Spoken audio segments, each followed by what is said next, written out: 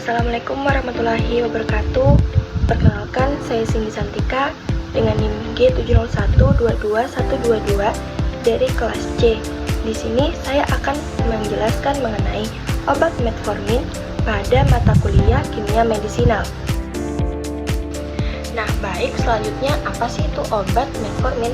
Nah, jadi obat metformin sendiri adalah obat yang umum digunakan untuk mengontrol kadar gula darah pada penderita diabetes mellitus tipe 2. Nah, obat ini sendiri merupakan golongan obat biguanid. Nah, selanjutnya kita bisa lihat pada rumus molekul metformin. Pada nama kimianya sendiri itu memiliki nama N,N dimethylmidodikarbonimidiamid. Kemudian memiliki rumus molekul C4H1 1N5. Kemudian memiliki berat molekul kurang lebih 129,16 gram per mol. Nah, pada rumus struktur kimia metformin sendiri bisa dilihat pada gambar di samping, di mana struktur ini menunjukkan bahwa metformin memiliki gugus biguanid yang aktif secara farmakologis. Nah, dengan dua gugus amino terminal dan gugus metil CH3 sendiri yang melekat. Selanjutnya kita masuk pada mekanisme kerja obat metformin. Nah, pada mekanisme kerja obat metformin ini sendiri dia memiliki dua konsentrasi, yang dimana konsentrasi tinggi dan konsentrasi terapi. Nah, konsentrasi tinggi sendiri bisa dilihat pada gambar di samping, itu dia berada pada gambar biru. Nah, terus pada konsentrasi tinggi sendiri, dia metformin masuk ke mitokondria dan menghambat kompleks 1, kemudian menyebabkan peningkatan rasio ATP atau AMP. Kemudian memiliki akibatnya aktivitas adenilin sisklase menurun. Nah, kemudian habis itu KEM ikut turun. Penurunan KEM ini berperan dalam menurunkan gluconeogenesis di hati, meningkatkan proses autofagi, kemudian aktivitasnya itu LKB1 lanjut ke AMPK. Nah, pada konsentrasi terapi sendiri bisa dilihat pada gambar merah muda. Nah, pada konsentrasi terapi ini, metformin diambil oleh sel melalui transporter atau OCT. Di lisosom, metformin membantu aktivasi AMPK secara allosterik atau AMP juga bisa membantu.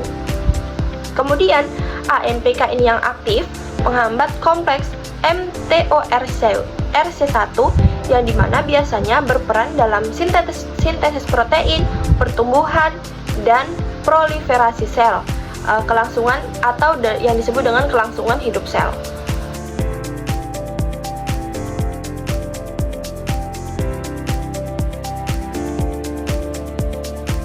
Nah, selanjutnya kita masuk pada absorpsi obat metformin. Nah, bisa kita lihat sendiri bahwa absorpsi obat metformin sendiri ini diserap di usus halus seperti gambar di samping, terus diserap terutama itu di jejunum. Nah, bioavailabilitas obat metformin sendiri kurang lebih pada 50-60%.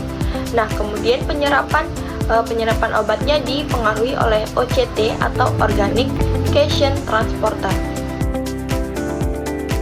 Baik, selanjutnya kita akan masuk pada distribusi obat metformin. Nah, pada obat metformin sendiri ini distribusinya tidak terikat kuat dengan protein plasma. Kemudian volume distribusinya itu besar, dia menyebar luas ke jaringan-jaringan. Nah, dia itu terutama ke hati, ginjal, dan juga ke usus. Nah, kemudian masuk pada metabolisme obat metformin. Nah, pada metabolisme obat metformin ini sendiri, dia tidak dimetabolisme secara signifikan di hati, tetapi tetap dalam bentuk utuh dalam sirkulasi. Kemudian masuk pada ekskresi obat metformin. Nah, pada ekskresi obat metformin ini sendiri, dia dikeluarkan melalui urin oleh ginjal atau sekresi tubulus. Dalam waktu paru, eliminasinya 4-8 jam. Selanjutnya bisa dilihat pada penjelasan di PPT, di mana sedikit kesimpulan bahwa struktur biguanid metformin ini sendiri membuat metformin aktivitas secara biologis untuk mengatur metabolisme energi sel. Kemudian, sifat polar dan hidrofilik memberi kelaratan tinggi dalam air, tetapi mengandalkan transporter untuk distribusi dalam tubuh.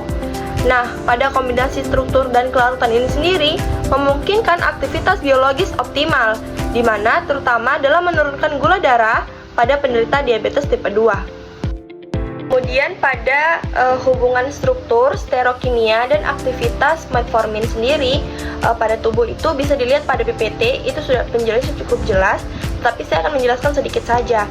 Nah, pada struktur metformin sendiri dia memiliki struktur biguanid, di mana dengan 2 gugus metil, hidrofilik, dan juga polar. Kemudian pada stereokimia dia tidak memiliki pusat kiral, tidak ada isomer optis. Kemudian pada aktivitas metformin sendiri dia memiliki aktivitas AMPK, penghambat glucogeonesis, kemudian efek anti-hiperkalemianya. Kemudian kita masuk pada penjelasan modifikasi rumus struktur obat metformin. Kita bisa lihat pada gambar di samping, di mana dia rumus struktur aslinya biguanid dengan 2 gugus metil. Kemudian pada modifikasinya dia penambahan gugus karbonil, bisa dilihat pada gambar di samping juga. Di mana itu pemanfaatan potensialnya, aktivitasnya lebih tinggi, farmakokinetiknya lebih baik, efek sampingnya lebih rendah. Baik, itulah tadi penjelasan mengenai obat metformin dari saya. Kurang dan lebihnya saya mohon maaf. Wabillahi taufiq wal hidayah. Wassalamualaikum warahmatullahi wabarakatuh. Sampai jumpa.